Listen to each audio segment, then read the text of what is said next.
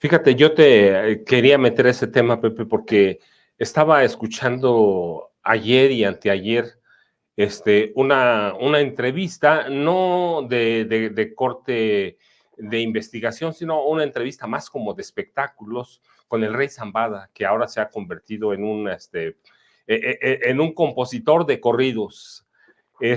Pero la pregunta no es, y bueno, y también estuve viendo allá en mi pueblo, allá en Metepec, estuvieron grabando en la semana escenas sabes, sus especiales. Este caso fue del Señor de los Cielos. Pero lo interesante del Rey Zambada es que él decía, le hacen una pregunta que no tiene nada que ver porque no quiere entrar en el narco, porque está en Estados Unidos, se quiere proteger, pero finalmente lo llevan a lo que es verdaderamente el centro. ¿Cómo destruyes a las organizaciones del narcotráfico? Y sin decir narcotráfico, porque nunca quien lo entrevista, que es además un productor musical, nunca le pregunta sobre narcotráfico, pero es sobre eso. Ajá. Y él dice una cosa bien interesante. Bueno, la pregunta es, ¿y si caen todos los capos, se va a acabar el tráfico de drogas? Y la respuesta es no, mientras el gobierno o los gobiernos en general, él habla, no dice México, pero habla, es claro que sí, mientras los gobiernos no logren romper las cadenas de suministros, es decir, mulas, sicarios y eso. ¿Tú cómo ves eso? Sí, absolutamente tiene razón el Rey Zambada. Y lo dijo de una manera diferente a como lo dijo su hermano el Mayo. El Mayo, cuando tiene aquella conversación pues muy breve con Julio César García, que sale en la portada de la revista Proceso y se hace famosísima, ¿no?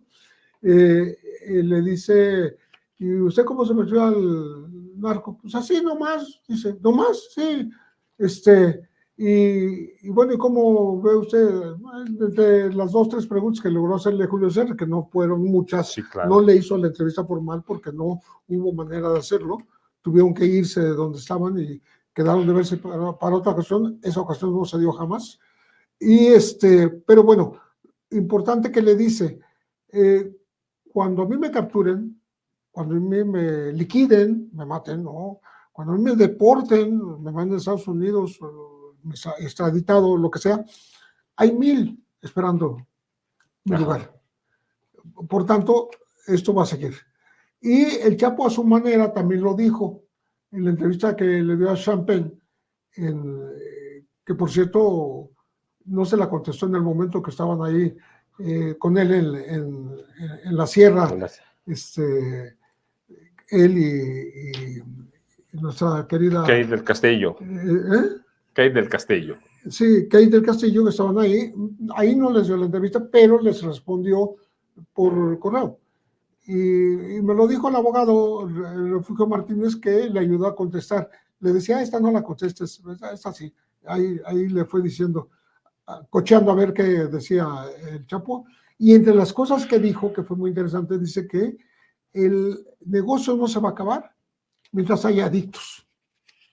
Mientras haya adictos. Y como el número de adictos no solo no ha disminuido, sino por el fracaso del paradigma punitivo del combate a las drogas que Estados Unidos le impuso a todos los países latinoamericanos, incluyendo México, la militarización y todo lo demás, pues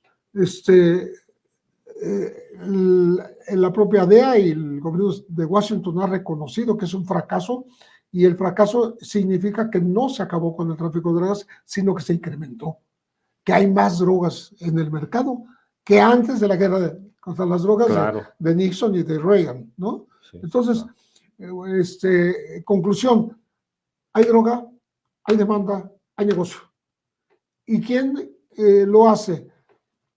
Un poco lo que dice el Rey Zambada, ¿no? La cadena de corrupción, la cadena de mandos militares y policiales que hay en cada país, pero también lo hace el hecho de que al no tocárseles un pelo de sus finanzas, los cárteles siguen creciendo en poderío, se expanden, están en 100 países, en fin, es algo irrefrenable por la forma en que se ha ido combatiendo. Entonces, creo yo que el Rey Zambada tiene toda la razón del mundo. Él mismo era el jefe de operaciones del aeropuerto de la Ciudad de México. Él era el jefe de Él bajaba operaciones. aviones ahí con drogas sin bronca, sin ningún problema. Si alguien sabe de cómo se compran las autoridades, es él. Oye, Pepe, y bueno, sí, tienes tu razón. Mientras no se acabe eso, en la semana la secretaria de Seguridad Pública, Rosa Isela, dijo que están bajando los números de homicidios, que va dando resultado. Ya hemos platicado alguna vez de esa, me hicieron esta pregunta esta semana, y tú sabes que siempre va a salir cuando den a conocer números, cifras estadísticas, y vemos que bajan todos los números, pero pues no lo vemos reflejado. ¿Por qué?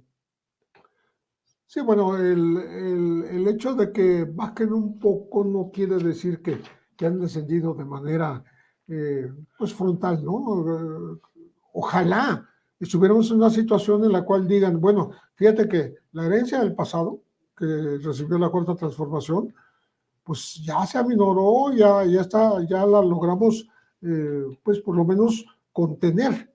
Y llegamos a un punto en el cual de esa contención inicial vamos hacia atrás, vamos a retroceder para volver a un estado, a una nación con más paz, con más justicia, con menos violencia, con menos inseguridad. Eso no ha ocurrido. O sea, no hay nadie que lo pueda decir porque no ha ocurrido, por esa sencilla razón.